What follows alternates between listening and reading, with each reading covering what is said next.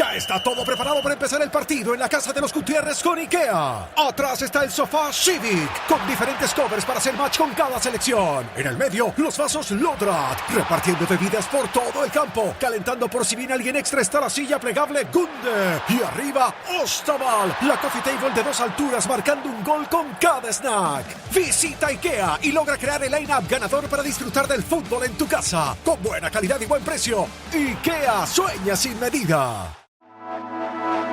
Ser podcast. Es un auténtico evento tener en cartelera una nueva película de Steven Spielberg, y más aún si vuelve al universo de los extraterrestres. El legendario director muestra su humanismo en El Día de la Revelación, un thriller con acción, persecuciones y trasfondo político que protagonizan Emily Blunt y Josh O'Connor. A los cines llegan también varias películas españolas que recomendamos, como Iván y Jadum, el debut de Ian de la Rosa, con una historia de amor en los invernaderos de Almería, o Pioneras, una reivindicación de las mujeres que abrieron camino en el fútbol en los años 70. Tenemos también lo nuevo de Pietro Marcello, otros estrenos, y en televisión recibimos a Carles Porta, el gran experto en la crónica negra, que presenta varios proyectos como 33 días y Abandonados. ¡Acción!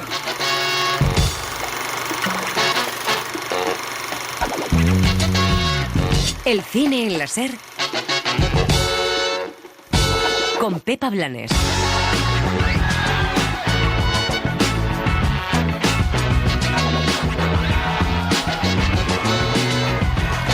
Que estrene Steven Spielberg, legendario director que ha emocionado a varias generaciones con su cine y ha cambiado muchas cosas en Hollywood, es siempre un motivo de fiesta y celebración.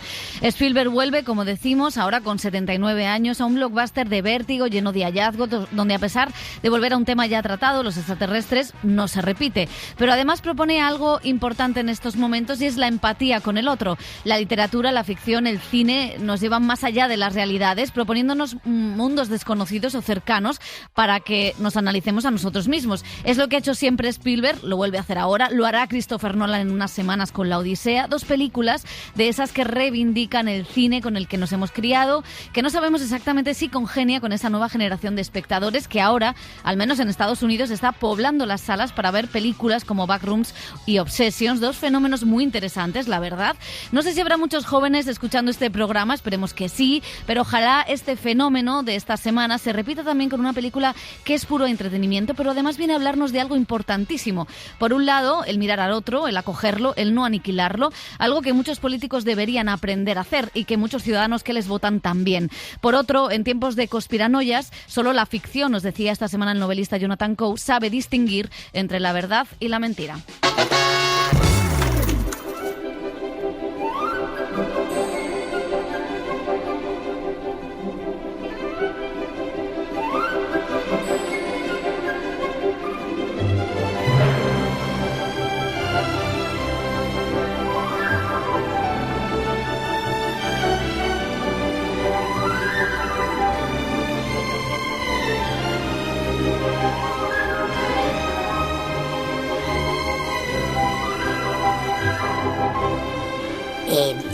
Le he enseñado a hablar, ahora ella sabe hablar.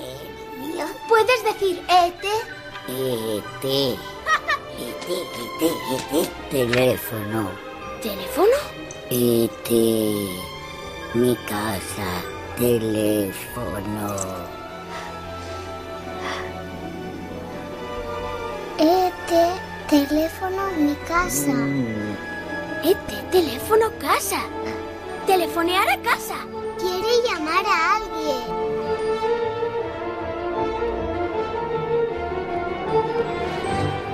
Evento en las salas este fin de semana con la nueva película de Steven Spielberg, El Día de la Revelación. El director vuelve a la ciencia ficción, vuelve a los extraterrestres tras títulos icónicos en su carrera, como Encuentros en la tercera fase o E.T.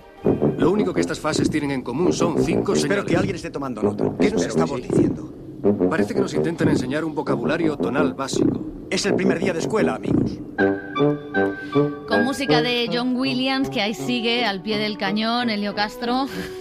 ¿Qué tal? ¿Qué ¿Cómo tal? estamos? Bueno, a sus 94 años tiene John Williams. Y Spielberg va a cumplir 80. Sí, o sea que estamos ante una generación de edades longeva, y todavía que se ha cuidado longeva, bien. ¿no? José Manuel Romero, Lucía Bermúdez, ¿qué tal? Longeva, pero en forma, que es lo importante.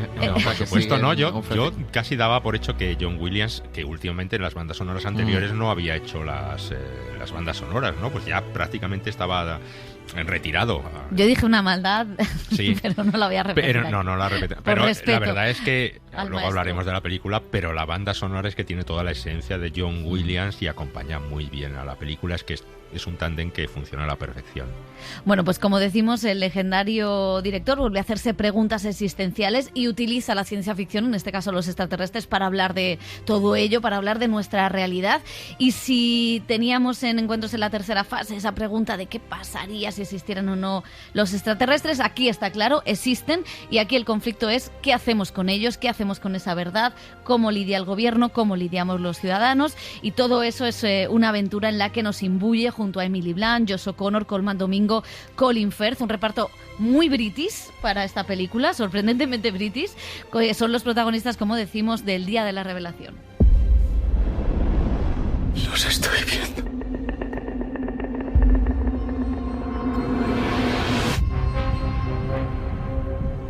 Ahora estoy mucho más convencido que cuando hice Encuentros en la tercera fase de que la nuestra no es la única civilización inteligente del universo.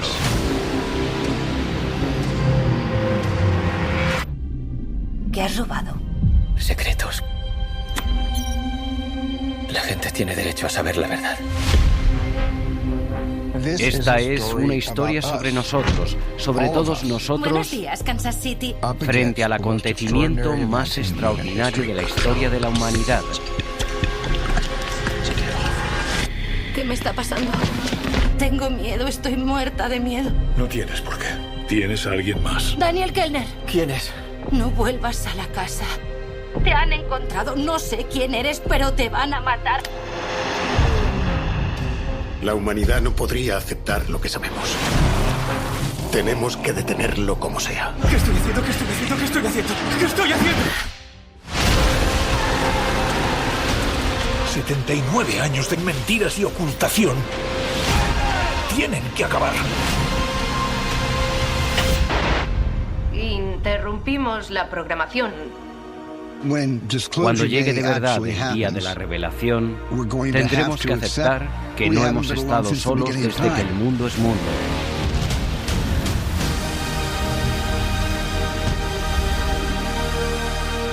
La única forma de saber tu propósito es volver a donde todo comenzó.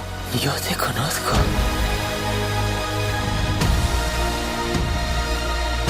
Yo a ti también. ¿Qué nos ha pasado?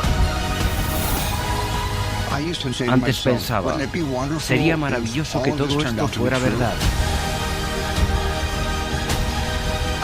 Ahora pienso, sería maravilloso que la gente supiera que todo esto es verdad. Bueno, hay muchas cosas que comentar aquí. Steven Spielberg coge un artículo de 2017 del New York Times en el que se revela que efectivamente el Pentágono tenía un programa buscando extraterrestres y hay unas fotos extrañas de una cosa. No, esto no es Iker Jiménez, por favor, estamos muy lejos de todo eso, por suerte, pero bueno. No sale Florentino tampoco. No sale Florentino. Bueno, hay alguna criaturilla sí. que podría aparecer. Bueno, perdón, vamos a seguir. Porque yo creo que aquí vamos a discutir bastante. Vamos a empezar, película de aventuras, una película que a mí me alucina lo en forma y lo vigoroso que está Steven Spielberg. Comentábamos antes los 79 años. Sí, bueno, es una película muy entretenida, con muchísima acción. escenas trepidantes, persecuciones, no vamos a contar algunas más, pero que resultan muy espectaculares y es verdad, llevadas con muy buen pulso y que llevan muy bien la acción. A mí me parece que, dado que ya sabemos lo que es el día de la revelación, o sea, lo que se va a revelar, ¿no? Que es la existencia de los extraterrestres, da demasiadas vueltas y lo oculta demasiado, aunque está presente, digamos, para desembocar en ese final, ¿no? Entonces, a mí la película me entretiene, me parece que está bien, por supuesto, tiene todos los toques Spielberg. Si en Encuentros en la tercera fase él fantaseaba por un primer posible encuentro entre los humanos y los extraterrestres, aquí lo da, como tú decías, por hecho. Los extraterrestres han estado con nosotros desde hace mucho tiempo y el gobierno nos lo ha ocultado, como tantas cosas que oculta el gobierno. Que coincide con la creación de una página web de Donald Trump, de aliens.com, claro, para poner los avistamientos, sí, que es curioso. Y incluso se decía que iba a dar el gobierno pues a conocer ya los testimonios certeros que tenía de la existencia de los extraterrestres, ¿no? Entonces, a mí me parece que quizá la película me hubiera gustado más que fuera más en ese sentido periodística, es decir, que se ciñera un poco más a esa historia. ¿Qué hay de cierto? ¿Qué hay de verdad? ¿Qué es lo que nos ocultan exactamente? No tanto volver a fantasear con lo que nos han podido ocultar, ¿no?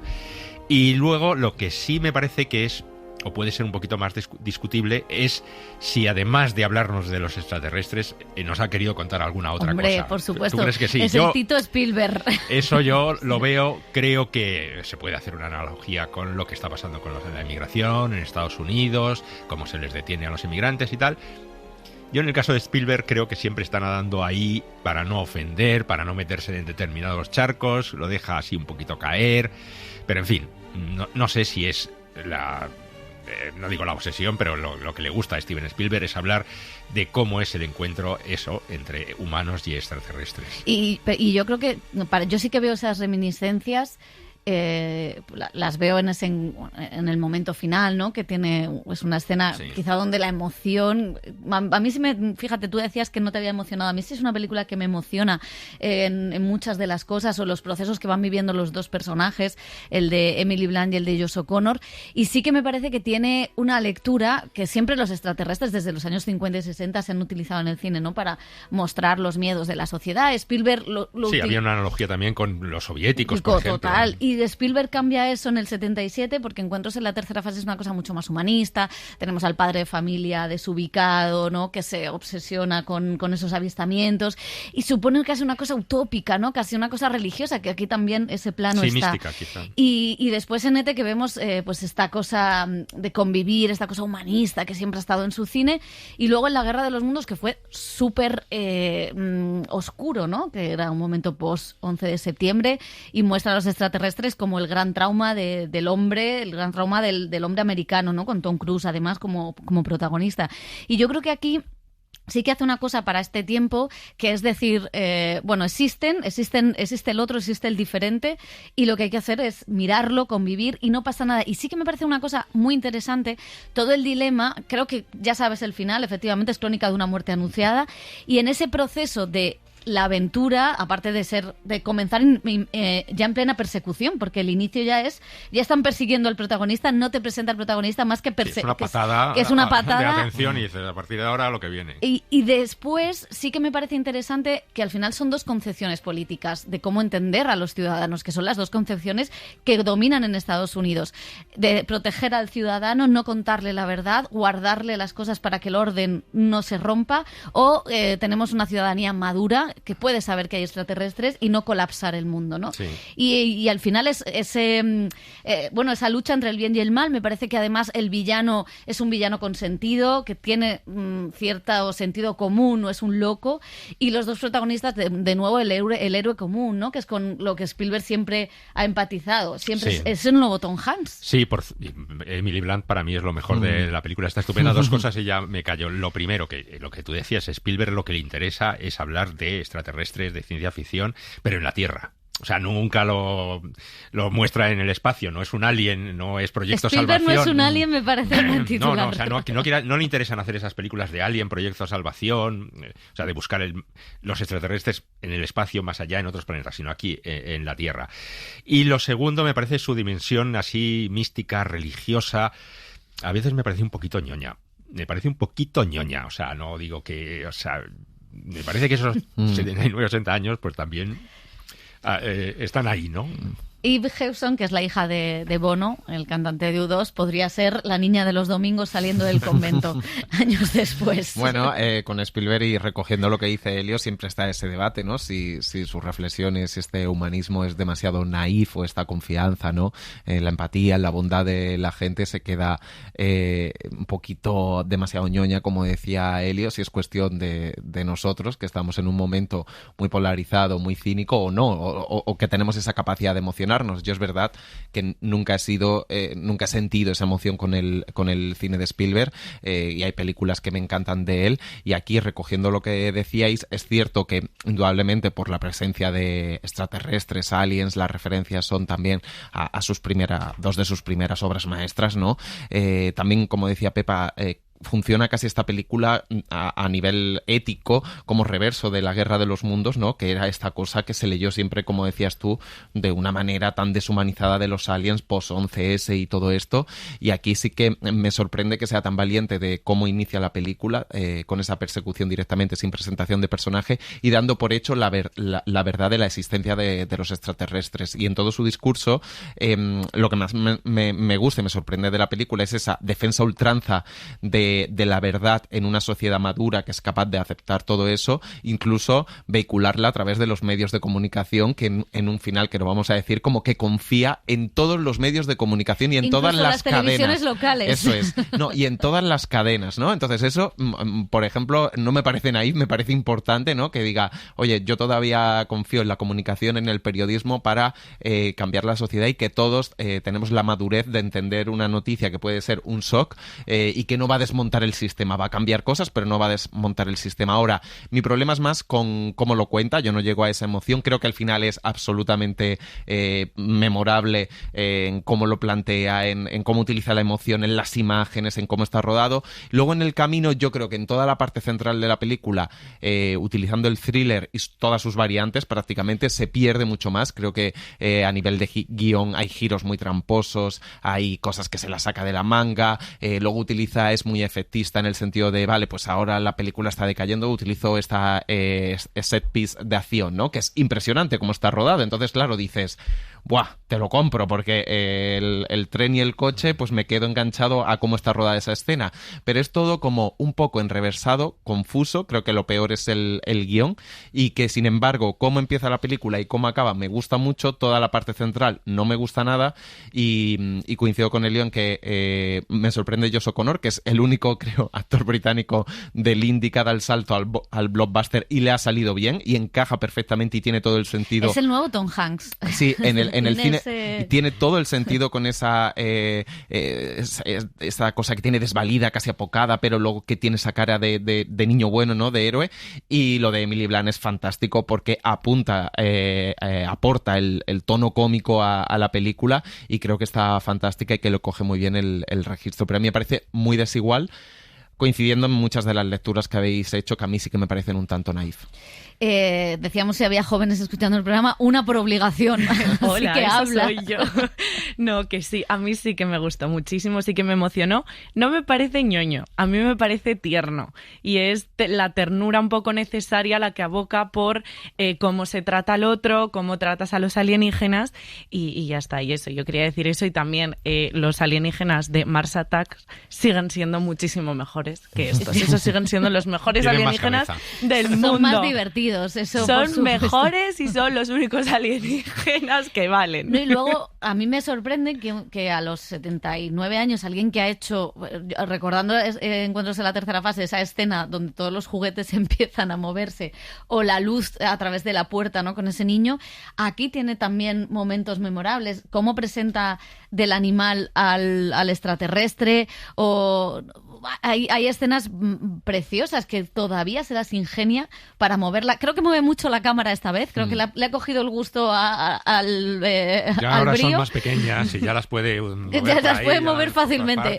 Pero es verdad que todavía tiene la capacidad hay un reflejo en el cuchillo, todavía tiene la capacidad para hacer ese tipo de cosas en un blockbuster de acción. Y eso es... yo que tengo todas mis reparos y tengo muchas cosas que decirle a Steven Spielberg, pero... Que se las dirás en su debido momento. Se las diré en su momento. Pero bueno, pues aquí está, iba a decir Encuentros en la tercera fase también. Está el día de la revelación, ojalá vaya mucha gente al cine a verla. Y frente a este gran estreno de Hollywood, que todavía, como decimos, muestra cierto poderío, tenemos propuestas españolas. Propuestas que además intentan mostrar relatos que hasta ahora no han sido contados. Es el caso de Iván y Jadum, una historia de amor, un Romeo y Julieta entre un hombre trans y una mujer española de origen marroquí que se enamoran en medio de los invernaderos de Almería. Oye, ¿tú qué has hecho todos estos años? Trabajar por ahí de temporera. Yo es que nunca me he ido de aquí. Ya, es muy fuerte eso. Me parece muy valiente.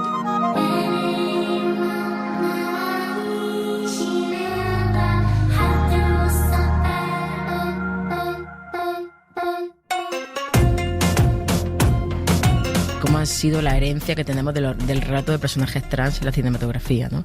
Qué puntos comunes hay, qué lugares clichés pasa una película que el personaje central es trans y que el conflicto central está centrado en pues en que es trans y lo difícil que es el dar el paso o mientras o ya siendo trans, ¿no? La violencia que puede recibir o simplemente la imposibilidad de obtener amor, ¿no? Esto es uno de los grandes miedos también de las personas trans que tenemos.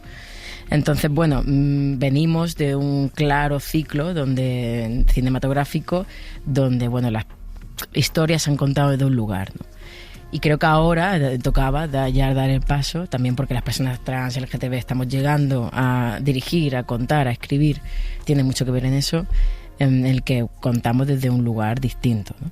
Y desde ese lugar distinto también, con Iván y Jadum, sobre todo con el personaje de Iván, creo que el hecho de que él ya haya transitado cuando empieza la película y que ser trans sea simplemente una capa más de su identidad, me parece como una de las cosas también que teníamos como súper encima de la mesa desde el principio, ¿no? Al menos yo estaba un poco cansado ya y harto de unas películas que tenían su sentido, han tenido su porqué, su motivación, su tal, y que sin ellas no podríamos llegar hasta aquí, pero ahora estamos ya en otro lugar.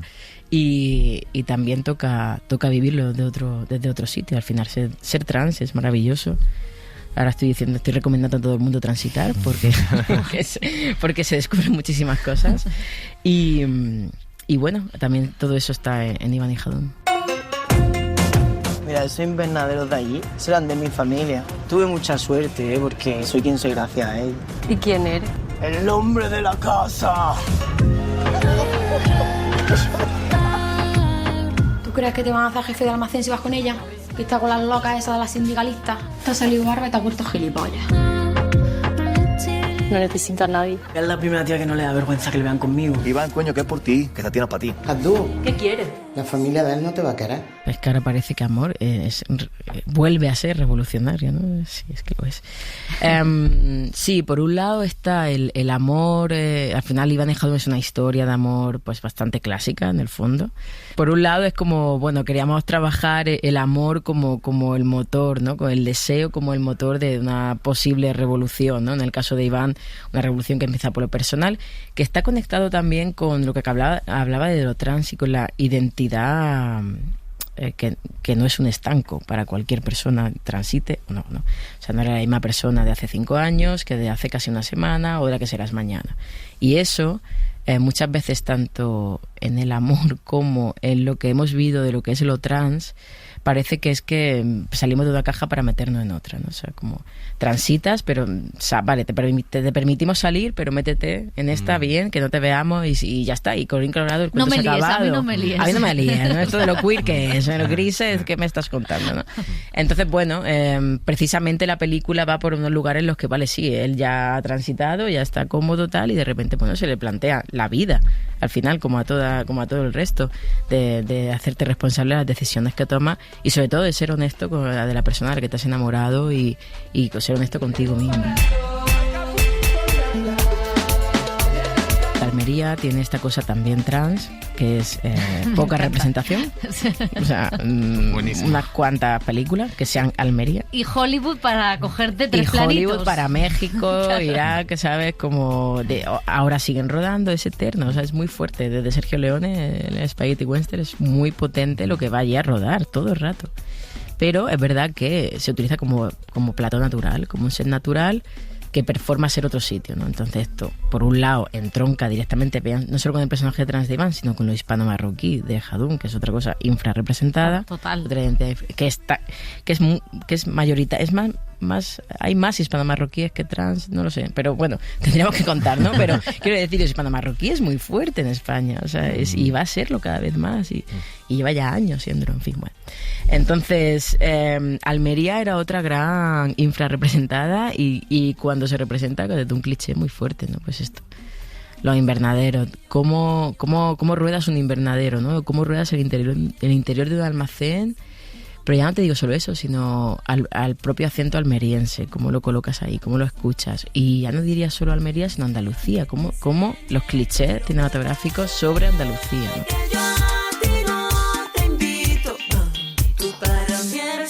Iván Ijadum empezó su andadura en la Berlinale, después llegó a Málaga, donde ganó el segundo premio y el de mejor guión, y está protagonizada por Herminia Lo y Silver, 2 revelaciones para esta temporada. José, ¿qué te ha parecido? Bueno, estoy un poco negado hoy con las películas de esta semana. Estás caluroso. Estoy caluroso. No sé qué me pasa, que a lo mejor es cansancio, agotamiento de películas. No, esta la vi hace mucho. Pues la verdad es que creo que es una película súper interesante por cómo mezcla una historia de amor, como decía el director, bastante clásica a priori, ¿no? En el desarrollo y la lucha interna y externa de sus protagonistas, situando a un hombre trans y a una chica hispano-marroquí en el centro de la historia, y todo ese contexto que creo que está muy bien captado de la precariedad, la lucha sindical en los invernaderos de Almería, y me quedo con las escenas de intimidad entre ellos, con mucho primer plano, con una cosa muy bonita. Creo que no exotiza toda la parte laboral, pero a ellos sí que le da una poética y una belleza en su relación a la hora de mostrarlo. Creo que no había visto unas relaciones sexuales entre 2 personas así tan bien rodadas, tan cuidadosas, y me quedo con eso. Sin embargo, sí que creo que como que el guión a veces se recitan cosas que no me creo que los protagonistas dicen por el desarrollo de la película y por el contexto, ¿no? Como que lo veo a veces como que no hay un trabajo suficientemente con los actores para la interpretación de esta película, y que no hay algo orgánico en muchas de las conversaciones que suceden en la película, que creo que eso me echa para atrás. A mí me gusta mucho lo que decías de las escenas de intimidad entre los 2 protagonistas, y también con la familia, que me parece que esa dinámica familiar un poco caótica, y luego me gusta la propuesta ideológica, en el sentido en el que el papel de un hombre, incluso de un hombre trans, cuál tiene que ser el papel de un hombre trans en la familia, qué es la masculinidad que tú performas una vez eres un hombre trans. La validación. Y también cómo al final las decisiones que tomamos, incluso para ascender de clase, para ascender de rol de género, pues eso deja gente por detrás, ¿no? Y rompe un poco lo que tú también eras. Y todas esas preguntas que tiran al hilo de la clase, del género, me parecen interesantes, ¿no? ¿Hasta qué punto, si yo acepto este trabajo, este aumento, hago que todo lo que me importa se quede en un segundo plano? Me parece que son decisiones que pueden parecer grandilocuentes, pero que son decisiones que en el día a día se nos presentan a todos, ¿no? Y creo que eso en la película está perfectamente trazado. Vamos a seguir con otro estreno que también estuvo en Málaga, que es Pioneras, de Marta Díaz de Lope, que muestra cómo de difícil fue para un grupo de mujeres crear el primer equipo femenino de fútbol en España. Nos lleva a los años 70, todavía con la dictadura franquista, y cómo un promotor deportivo creó ese primer equipo. Estoy montando un partido de fútbol.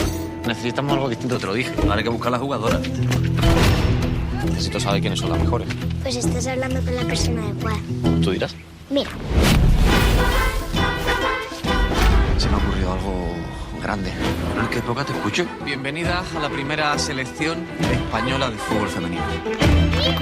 Una pregunta. ¿Contra quién vamos a jugar? Eso déjamelo a mí. Vosotras queréis jugar, ¿no? Éramos hijas de las casas del silencio. La directora explicaba que esta hazaña deportiva, tan conectada también hoy con el buen momento de la selección femenina de fútbol, le servía para hacer un retrato mayor de la situación de la mujer. Me parecía muy importante que se entendiera bien el contexto, ¿no? La película se va a ver en el 2026, hay cada vez más gente que desconoce, ¿no? cómo se vivía la posguerra, el franquismo, los 40 años de dictadura, y yo creo que era muy importante que el espectador entendiera cómo era la vida de una mujer o de una chica joven en esos años, para poder poner en valor lo que estaban haciendo estas pioneras, ¿no? Además, había una cosa interesante que era poder transmitir que ellas no lo hacían desde una sensación de lucha como tenemos hoy en día, ¿no? Que hoy sí que tenemos una intencionalidad, un conocimiento de esa lucha. Ellas solo querían jugar al fútbol realmente, y yo creo que no eran conscientes de a todo lo que se estaban enfrentando y lo que suponía en esa época que ellas jugaran. Sí, había una conciencia, había una pretensión, ¿no?, de la peli, como ya digo, de no hablar solo de fútbol, ¿no?, sino hablar de un poco del camino hacia la libertad, ¿no? Y en eso me parece súper importante hablar de lo laboral, ¿no?, con el personaje de Delmira, y sí que hablar también de la libertad afectiva y sexual, ¿no?, que en ese momento además estaba tan reprimida. Y yo creo que, claro, para mí era importante que en los perfiles de las chicas quitar esa asociación directa que hacemos al prejuicio previo, porque que también tiene que ver con lo que hablábamos antes de la palabra marimacho, ¿no?, de qué conlleva, desde qué lugar se utiliza, se arroja. Entonces sí que hay una intención consciente de que a veces desde la oposición se mezcla todo, ¿no?, y que la relación entre estas dos chicas no tenía nada que... O sea, cuando las cosas pasan desde unos lugares que no tienen nada que ver con los insultos y con la mirada ajena, ¿no? Pues muy recomendable esta película para ver el Mundial que empieza ya. Bueno, algo sí, quiere decir. No, perfecto. Y que ayer vi un documental que puso Teledeporte y realmente es un drama cómo les trataron a estas mujeres. Es tremendo. Además, hay que decir que en el 14 ya hubo un equipo femenino, pero la guerra y el franquismo jodieron todo progreso. Bueno, tenemos dos estrenos de autor. No es Duse, lo digo en inglés, cuando es Duse, del italiano Pietro Marcello, una película de época, algo que se le da muy bien a este realizador, capaz, como hizo en Martin Eden, de mezclar lo documental con la ficción y de repasar la historia reciente de su país. Aquí lo hace a través de la actriz más importante de Italia, Eleonora Duse, una diva del teatro a la que interpreta Valeria Bruni Tedeschi. Nuestra tradición resiste en la memoria. Así que ni una guerra mundial ha conseguido cambiar el viejo teatro italiano. No. Todo lo contrario, nosotros hemos vuelto a subir a escena a raíz de la guerra, después de la guerra, para reaccionar ante ella, por los combatientes, por las viudas, por los huérfanos, para darles algo a todos ellos después de esta guerra. ¿Eso piensas hacer? ¿Contar las mismas cosas que antes de la guerra? Y se estrena también Solo Mama, del noruego Jannicke Akebold, que cuenta cómo una periodista a los 40 decide ser madre soltera entre la precariedad y busca la identidad del donante de esperma para pedirle ayuda. Sigurd y Amanda cada vez se parecen más, ¿no crees? No me había fijado. Unidas por el esperma. Lo que te pasa es que estás enfadada conmigo por culpa de tus inseguridades como madre soltera. ¿Pero qué viene eso? Es cierto. ¿Y qué pasa si el donante ha mentido en alguna cosa? ¿Qué dices? Nadie haría eso. Supongo que habrá chicos jóvenes que quieran ganar algo de pasta. Sé cómo se llama. ¿Qué? Sí, se llama Nils Krohn. Qué locura, ¿no? El cine en la SER con Pepa Blanes.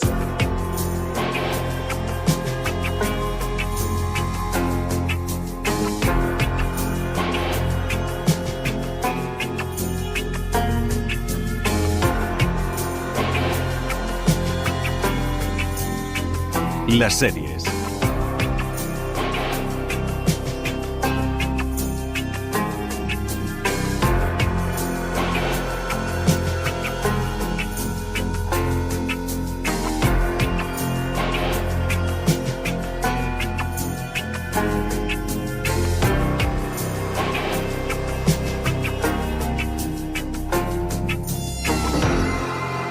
Parecía una moda pasajera, pero el true crime se ha asentado como un género longevo en nuestra televisión, y si hay un nombre propio en España ligado al true crime, ese es Carles Porta. Desde que se inició en TV3 con Crims hace ya 6 años, de su mente han salido muchos reportajes y docuseries, y ahora se atreve también con la ficción. Dani Garrán, ¿qué tal? Hola Pepa, Carles Porta vive uno de sus mejores momentos y en solo 21 días estrena 4 proyectos, aunque sus miniseries de Crónica Negra saltaron a Movistar Plus, donde sigue lanzando investigaciones investigaciones periodísticas, el periodista catalán estrena Abandonados, una nueva docuserie en Disney Plus en la que 3 hermanos buscan su identidad y da el salto a A3 Player con 33 días, su primera serie de ficción basada en un caso real. Yo he fracasado en todo lo que me he propuesto. La única vez que a mí me ha salido algo bien fue esa vez. Oye, perdona. De puta madre, duende, de puta madre, estamos fuera. Un nuevo compañero. Yo soy Mateo Calatrava. Prieto cuidaba a Calatrava como si fuera su hermano gemelo. O le devuelves el libro o te lo comes. Tienes que aprender a defenderte. A mí se me ha apagado la luz, tío. Yo no tengo fuerza ya. Tú no tienes fuerza, yo te la doy. Voy a sacarte de aquí. Lo tengo todo pensado. Y estamos encantados de saludar en el Cine en la SER a Carles Porta. ¿Qué tal? ¿Cómo estás? No sabemos ya cómo seguirte la pista con tantos proyectos. Yo tampoco. Bien, muy contento, la verdad, porque todo está yendo súper bien y encima los chicos de cine y series de la SER me hacen caso, imagínate, increíble. Bueno, 33 días es tu primer proyecto de ficción, vamos a hablar de él, aunque es verdad que está basado en hechos reales. Es la huida de 2 presos de una cárcel de Lleida que ocurrió en 2001. Después de tantos proyectos como has hecho, documentales, true crimes, ¿por qué decides dar este salto a la ficción con un caso que además creo que fue el primer caso de Crims de tu programa de TV3? Sí, señor, fue el primero que emitimos en 2020 o por ahí, imagínate. Pues mira, por 2 razones. Una, porque teníamos ganas de hacer ficción y esta historia tiene muchos elementos muy potentes para una buena ficción. Y la segunda, por facturación y por dinero, porque el amigo José Antonio Antón, director general de la SER, estaba enamorado de nosotros. De la SER, coño, de A3 Media, ya es que... Digo, ya me han cambiado el director. Me cae muy bien la SER y como estoy aquí rodeado de carteles de la SER, me ha abducido. No, José Antonio Antón, director general de A3 Media, nos insistió con este caso, nos puso un contrato delante y evidentemente pues era una entrada muy fácil al mundo de la ficción. Fácil en principio, luego hay que hacerlo y eso se convierte en difícil y para eso tienes que rodearte de un equipo maravilloso, que es lo que yo he podido hacer y por eso creo que hemos hecho una buena serie. ¿Y cómo cambia el proceso creativo cuando trabajas desde la ficción, aunque esté inspirada en hechos reales? No sé si se siente más libertad a la hora de desarrollar la serie y también en el trabajo, ¿no?, con 2 guionistas de la serie como son Javier Olivares y Jordi Calafí. Bueno, yo creo que hay diferentes fases. Son como capas. O sea, nosotros en la realidad, en el True Crime, primero hacemos la investigación, luego hacemos el guión o estructura que le llamamos, luego se monta y ahí vamos acabando de pulir la historia. En la ficción, pues se escribe el guión y, por suerte, lo hacen gente súper talentosa como Javier Olivares, Jordi Calafí y con la ayuda de Xavi Puerta, porque nos pasamos un poco de tiraje y tuvimos que recortar.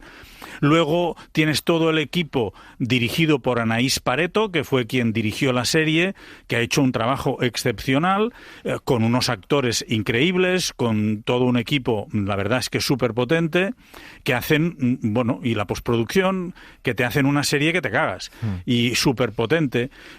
Yo he entrado con unas cuantas pinceladas para intentar aproximarlo a mi estilo narrativo, pero la verdad es que en la ficción yo he hecho poco. Mi nombre sale mucho y se habla mucho de mí, pero quien ha hecho un grandísimo trabajo han sido, sobre todo, Anaïs Pareto y todo el equipo que se construyó a su alrededor, y Javier Olivares y Jordi Calafí.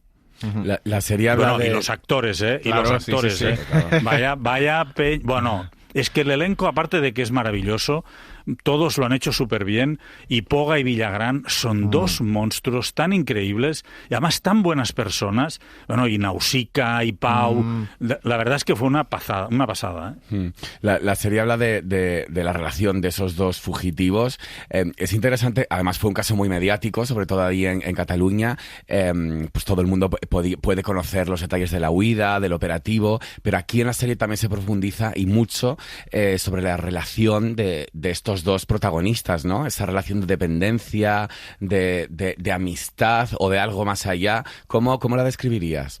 Exactamente, Dani. Esa es una de las grandes cuestiones que nos empujó también a hacer esta ficción. Yo lo describiría como una historia de amor en forma de thriller, pero un amor muy especial. No un amor habitual, sino cómo alguien quiere a otro alguien, pero desde el fracaso hacia lo que considera el éxito. Eso genera una implicación y una entrega que hace que se cometan barbaridades. Y el que teóricamente debería recibir y corresponder ese amor o esa entrega, lo hace desde un éxito nunca bien entendido, desde un presentismo y un egoísmo absolutamente increíbles, que abusan de la situación de debilidad del otro. Esta explicación, que creo que podría trasladarse a muchas parejas, se produce entre dos hombres que están en la cárcel, se fugan y están 33 días fugados, escondiéndose y sembrando el caos y la sangre por todas partes por donde pasan. Creo que esta es la historia. Claro, ¿qué pasa? Nosotros en la realidad, en el True Crime que hicimos en su día en Crims, pudimos contar qué hicieron y cómo lo hicieron. Eso es lo que consta en el sumario. Pero no pudimos contar por qué lo hicieron. Y ahí es donde entramos en esa intimidad, en ese espacio privado que nos permite la ficción. Por eso también hemos cambiado los nombres. O sea, por honestidad de cara al público y por honestidad de cara a los protagonistas, hemos cambiado los nombres. Partimos de la historia de Brito y Picatoste, pero nuestros personajes son Prieto y Calatrava. Y por eso hemos podido ficcionar ese por qué lo hicieron. Evidentemente basado en los informes reales, en el sumario, en los testimonios, en todas las declaraciones que hubo, en toda esta historia, en conversaciones personales que hemos tenido con expertos que les trataron. Y eso nos permite ficcionar ese porqué. Esa conjunción de elementos que acabas de citar, entre ellos pues el amor, el thriller, la huida. No sé si en algún momento surgió en la conversación referencias al western, porque yo viendo la serie, los 2 primeros capítulos que hemos visto, decía, tiene muchos de los elementos de un western clásico de los 70, aunque esté inspirado en una historia real. Sí, señor, muy bien. Pues sí, salió muchas veces el concepto western, porque realmente era un western, en cierto modo, carcelario. 2 fugitivos, esto lo hemos visto muchas veces en las películas, 2 fugitivos perseguidos. Y ese es un poco el motor, el motor cronológico y lineal de la historia es esa fuga y esa persecución. Y luego la relación entre los 2 fugados y, por otra parte, la relación de los perseguidores. Está todo inventado. Nosotros lo que hemos hecho es adaptarlo un poco a la realidad que pudimos vivir y que pudimos investigar, y adaptarlo también a la visualidad que Bañares y Anaïs Pareto consiguieron trasladar. Esto es muy común, lo de está todo contado, pero hay que contarlo bien, ¿no? O sea, está todo inventado, pero yo creo que la maestría también es saber contarlo bien a través ya sea de la ficción o la no ficción, como es en tu caso. Sí. Yo tengo la enorme suerte de estar rodeado de gente con muchísimo talento. Nuestra sociedad es muy de caras y muy de nombres, y aquí mi nombre sale mucho. Vale, de acuerdo, que me peguen las hostias que quieran. Pero no, la realidad es que tengo una cantidad de gente con talento alrededor que me ayuda muchísimo a construir todo esto. Aquí, desde Olivares a Calafí hasta Anaïs Pareto, los montadores, la gente de Goroca que también me ayudó en esto, Laura Tremoleda, Santi Baró, que tuvieron un papel increíble en la parte final, y luego en Crims y en los True Crimes de Movistar, toda la gente que trabaja en esto, la verdad es que tiene un talento increíble, del que se beneficia mi nombre. Pero en realidad quien se beneficia es el espectador, porque recibe grandísimas historias. Y luego en la ficción, como es en este caso, te encuentras con personajes como Villagrán o Poga, que se han puesto dentro del personaje de tal manera que no ves actores, ves los personajes. Desde el minuto 1, es una pasada. Creo que son dos interpretaciones de premio, pero buenísimas, buenísimas. El resto está muy bien también, pero no tienen tanto papel. Pero en este caso estos dos tipos, vamos, nos dejaron alucinados desde el primer instante. Además de los perseguidos, mencionabas antes a los perseguidores, y es que, bueno, la serie también pone el foco en los Mossos de Escuadra, ¿no? En ese cuerpo policial que en aquella época todavía era joven, que estaba sometido al escrutinio de otras instituciones. Se nota también en tus trabajos, más allá de los sucesos, esa crónica negra, ese interés por retratar la sociedad de cada tiempo, ¿no? También has invertido tiempo para documentarte sobre esto. Bien, eso lo vivimos en cierto modo también. Yo estaba trabajando de periodista en TV3 y lo viví. Esa situación la viví, y ahí sí que se producía un choque que era, por una parte, territorial, es decir, los Mossos de Escuadra se estaban desplegando y eso significaba que la Guardia Civil y la Policía Nacional tenían que replegarse. Es decir, los unos crecían y los otros disminuían. Eso generó tensiones que la política intentó explotar e intentó multiplicar.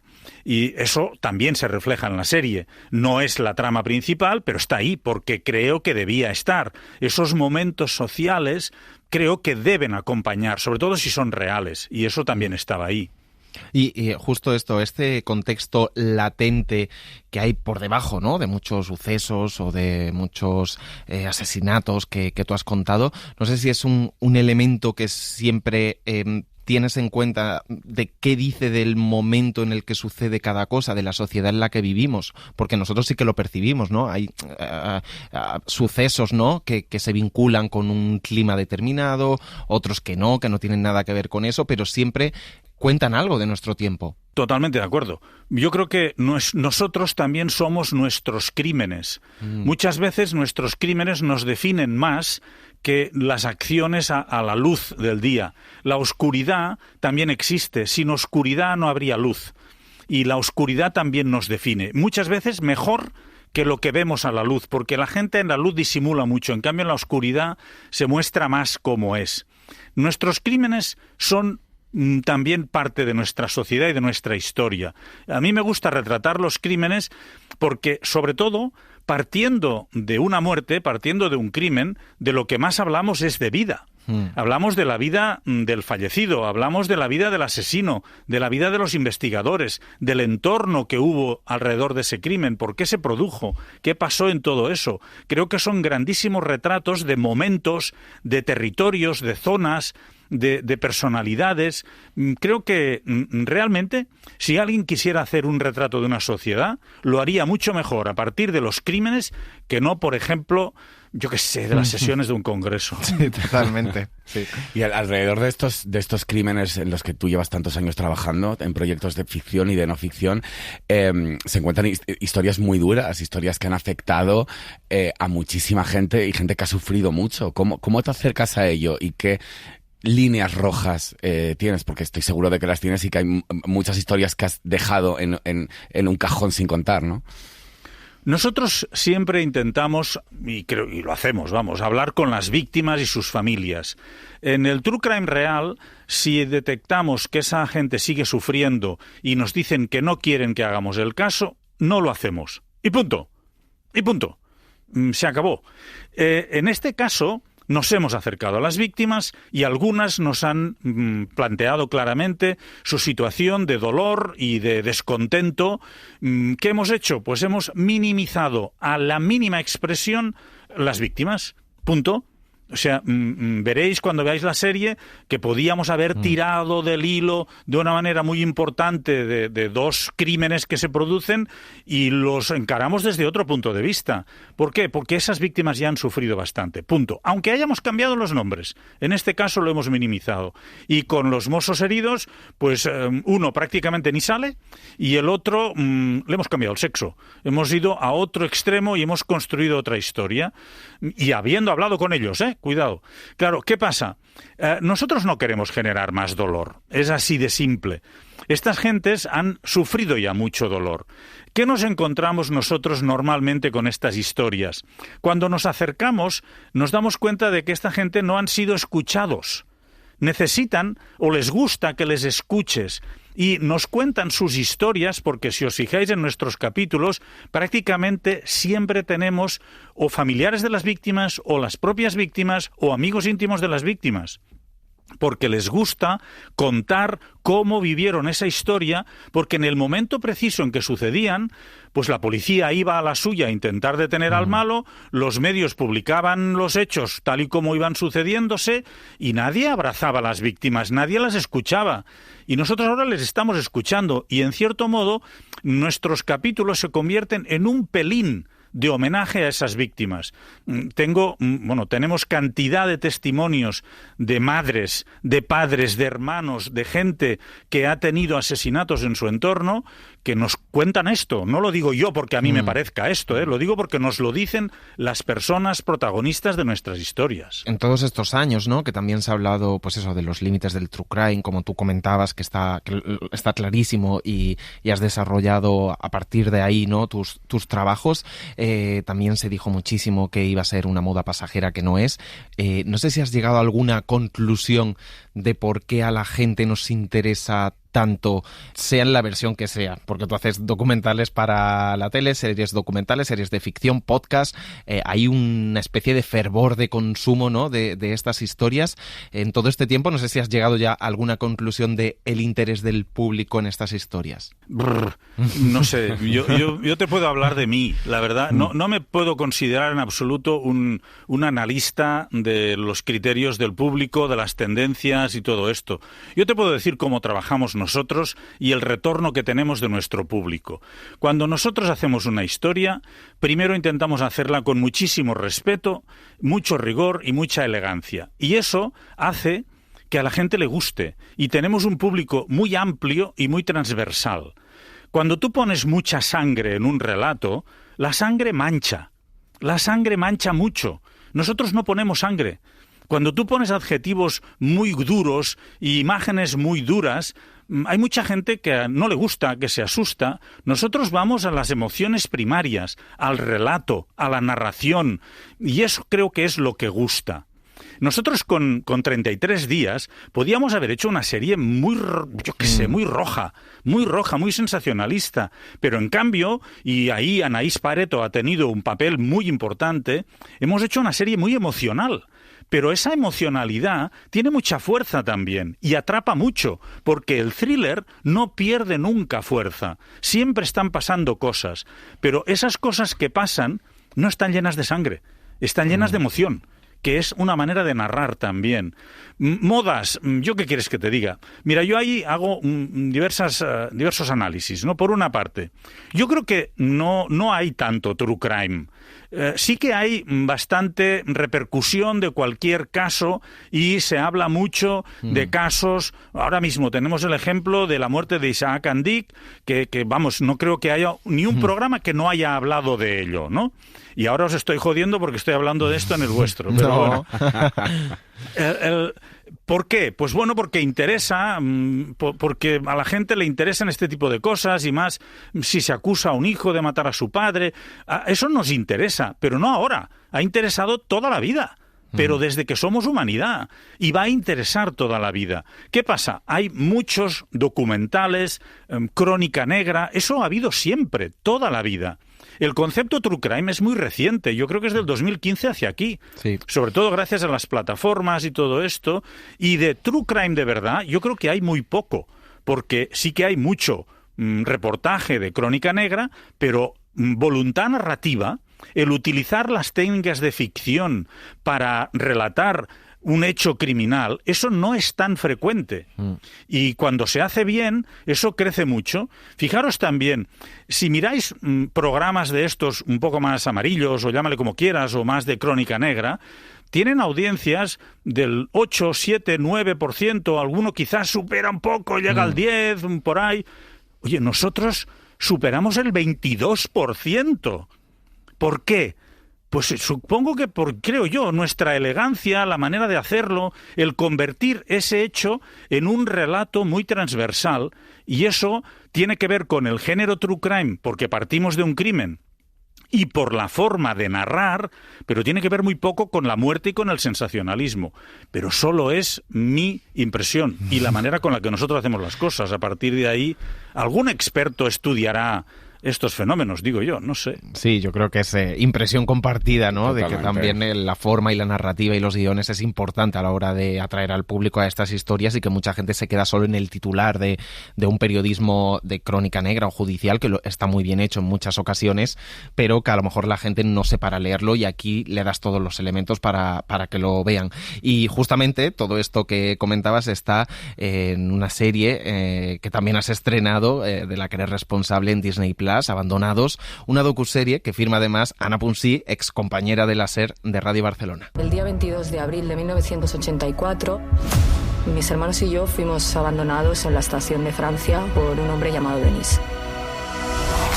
Han pasado 40 años. Ahora quiero saber quiénes son nuestros padres y por qué nos abandonaron. Es un caso particularmente extraño. Porque no hay rastro de nuestras vidas. No tenemos partidas de nacimiento, apellidos, no hay nada. Un misterio total. Bueno, esta es una historia también fascinante en la que cuentas, como escuchábamos, el caso de 3 hermanos abandonados en una estación de Barcelona en 1984, que 40 años después empiezan a buscar a sus padres biológicos. ¿Cómo se convence a alguien para querer hacer un documental de su vida? No sé si fueron ellos los que también, bueno, al saber que eres un referente en rigor y calidad periodística, te buscaron. ¿Cómo surgió todo, Carlas? Sí, ahí pasó esto. O sea, vinieron ellos.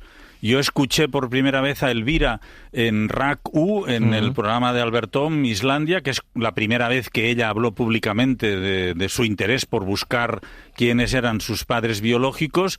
Ya me pareció una gran historia, pero como teníamos muchísimo trabajo, pues yo no hice nada.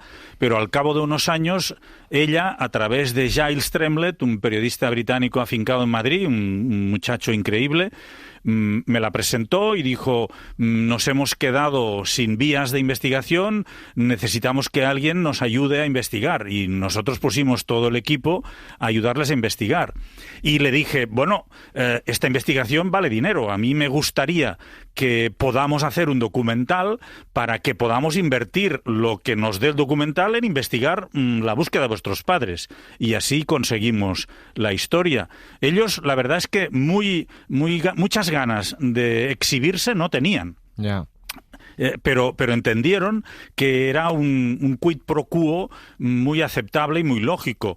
Claro, nosotros hemos pasado decenas y decenas, centenares de horas. Aquí Ana Punsí, que es una crack absoluta, y Carlos Alonso, que ha sido el director de la serie, han estado miles de horas. Son 2 hermanos más.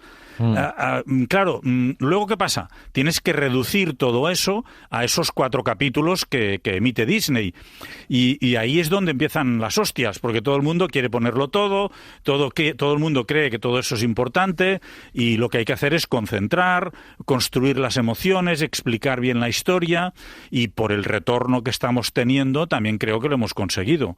Es un trabajo de equipo muy potente, muy importante, y ahí, por ejemplo, la magia de Elvira Moral, la hermana pequeña, es brutal. Cuando tienes personajes de ese calibre, como Elvira, como Ramón, como Richie, y luego todo el equipo de gente anónima, que primero es anónima, que les ayuda a investigar por medio mundo, es una pasada. Esto no lo puedes escribir en un guión. Esto solo te lo da la realidad. Sí, total. Y es muy interesante también, no sé si para ti como creador, como guionista, porque normalmente, ¿no?, muchos de los casos que hacéis son una reconstrucción de lo que pasó, y aquí es, sin embargo, casi una serie de misterio suspense de lo que te vas encontrando en la investigación e ir grabándolo todo. No sé si eso también ha sido un desafío de decidir, pues emotivamente, qué colocamos, qué no colocamos en compañía de esos hermanos.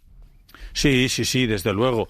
Hay varias fases en en una serie como esta. La primera es de empatía absoluta con los personajes. Ahí Ana y Carlos han estado muy bien, han estado con ellos constantemente. Eso genera una cantidad de horas de filmación increíbles. Ellos se olvidan de la cámara ya no les molesta, forma parte de su paisaje habitual. pero lo grabas todo. Eso te genera una cantidad de horas imposible, absolutamente imposible, que vale un dineral gestionar, pero bueno, ese es el juego. Y luego está la fase de construir el relato, que tiene varias partes. Por una parte, tienes que mantener la esencia de lo que has grabado, de lo que has vivido, y luego tienes una parte de respeto con el espectador, al que no tienes que comerle la cabeza, al que tienes que llegarle a través de las emociones. Y hay muchas secuencias que han tenido mucha emoción y han costado mucho dinero, muchas horas, que se han caído enteras, porque no tenían sentido, porque no hacían falta. Hay personajes, yo qué sé, es igual, el final del capítulo 2, creo, para el 3, bueno, es igual, hay personajes que nos costó 1 año y pico encontrar. Y cuando los encuentras, lo grabas, primero tienes miedo, lo grabamos con cámara oculta, luego sin cámara oculta, venga y dale. Y cuando has acabado con el personaje te das cuenta que a la hora de montarlo, pues que no necesita más de 2 minutos. Porque si le das más de 2 minutos, no caben otras cosas que son muy importantes. Y bueno, eso forma parte del proceso también. Yo qué sé, tío. La verdad es que el viaje es súper chulo, ¿eh? Trabajar en un proyecto de estos es un chute de adrenalina y de positivismo increíble. Y luego, cuando se estrena y tenemos el mail lleno de centenares de correos de gente agradecida, las redes sociales, es una pasada el retorno que estamos teniendo con la serie Abandonados de Disney. Es una pasada increíble. Es muy bonito. Y, lo más importante, Elvira, Ramón, Ricard y Marisa, su madre, están encantados. Y esto ya es la guinda. Sí. Te seguimos en muchas plataformas, pero también en muchos formatos. Te hemos escuchado en radio, te hemos visto en documentales para televisión, ficción, has escrito libros. ¿En qué medio te sientes tú más cómodo para narrar historias? En los libros, estoy solo. Bueno, la radio también es solitaria, ¿eh? Puede serlo. No, pero ¿sabes qué pasa? La radio está muy bien, pero la radio tiene un consumo solitario. Pero en cambio necesitas gente para los guiones, necesitas también técnicos maravillosos, que tenemos muchos y muy buenos, para construir las mezclas, etcétera. Es distinto. En cambio, cuando escribes un libro, estás solo. O sea, eres tú y la página. Y ahí no hay excusas, no hay debates. Y esto a mí me gusta mucho. ¿Qué pasa? El resto también me gusta, si no, no lo haría. Y me encuentro muy bien también. El proceso de Abandonados ha sido muy duro, pero a la vez muy placentero. Con 33 días, que me lo he mirado un poco más desde la barrera, la conexión con Anaís ha sido maravillosa, con la directora. Ver a los actores cómo lo hacían y lo que entregaban, dices, joder, cómo está creciendo esta historia. También es muy satisfactorio, es muy bonito. Lo que pasa que ahí yo no tengo un componente personal tan grande como en un libro. En el libro es la página y yo. Y ahí es donde yo me siento mejor. Pero bueno, también, honestamente, los libros no dan tanta pasta. Punto. Tal cual. Y ya la última, nos preguntábamos, ¿hay un coste emocional a la hora de tratar todos estos casos y estas historias? Hablabas antes de, la vinculación y pedir permiso a las familias, pero claro, al final hay historias muy duras, muy truculentas también. No sé si tú sientes ese coste emocional al final de acabar algunas de esas grabaciones. Lo siento yo y lo siente el equipo. Lloramos muchísimo. Para mí no hay nada más satisfactorio que descubrirme llorando ante una secuencia. Eso quiere decir que el público llorará. Y para llegar ahí hay que implicarse emocionalmente. Y nuestro equipo, con Ana Punsí, que es emoción pura, por ejemplo, eso se nota mucho. Tienes que empatizar, tienes que entrar, tienes que estar con esa familia, con esa gente, con los malos. Tienes que estar ahí dentro para poder captar esas emociones y poder trasladarlas bien. Siempre digo también que eso debe formar parte del trabajo y que no debemos llevarnos esas emociones a casa. Algunos lo hemos aprendido con el tiempo. Yo ya tengo una Mili y bueno, aprendes que cuando se apaga el ordenador, ahí se apagan también las neuras, no tienes que llevártelas. Hay gente que le cuesta un poquito más dejarlo en la sala de montaje o en la redacción. Bueno, vamos aprendiendo también. Pero si no empatizas, no puedes generar empatía. Y nosotros creemos que la clave de nuestro éxito, o una de las claves, es la empatía que generamos. Carles Porta, enhorabuena por todos estos trabajos abandonados en Disney+, 33 días en A3 Player, pronto habrá nuevos capítulos seguramente de True Crime en Movistar, Crims en TV3. Te seguimos y muchísimas gracias por acompañarnos en este rato de radio. Muchísimas gracias a vosotros por vuestro tiempo. Gracias, majos. ¿Te acuerdas de Acorralado? Sí, claro, la de Stallone. Esa. Pues eso somos tú y yo. 2 Rambos. Y cuando le demos el palo al Tolosa, vamos a ser 2 Rambos, pero de puto veraneo en el Caribe. Libres y juntos, Cuervo. Juntos, duende.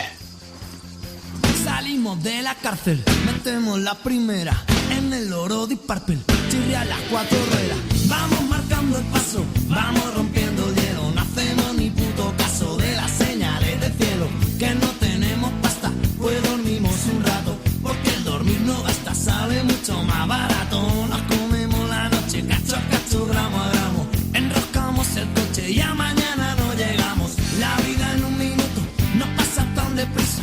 Por si acaso disfruto, corre que me da la risa. Acelera un poco más, porque me quedo tonto y vamos muy lento. Y acelera un poco más, corre más que el veneno que llevo dentro. Y acelera un poco más, ahoga en tu laguna el pedal de freno. Y acelera un poco más, corre más que el veneno que llevo dentro. Y acelera un poco más, ahoga en tu laguna el pedal de freno. Y acelera un poco más. Para no perderte ningún episodio, síguenos en la aplicación o la web de la SER, Podium Podcast o tu plataforma de audio favorita. Ya está todo preparado para empezar el partido en la casa de los Gutiérrez con IKEA. Atrás está el sofá Civic, con diferentes covers para hacer match con cada selección. En el medio, los vasos Lodrat, repartiendo bebidas por todo el campo. Calentando por si viene alguien extra está la silla plegable Gunde. Y arriba, Ostaval, la coffee table de 2 alturas marcando un gol con cada snack. Visita IKEA y logra crear el line-up ganador para disfrutar del fútbol en tu casa. Con buena calidad y buen precio. IKEA, sueña sin medida.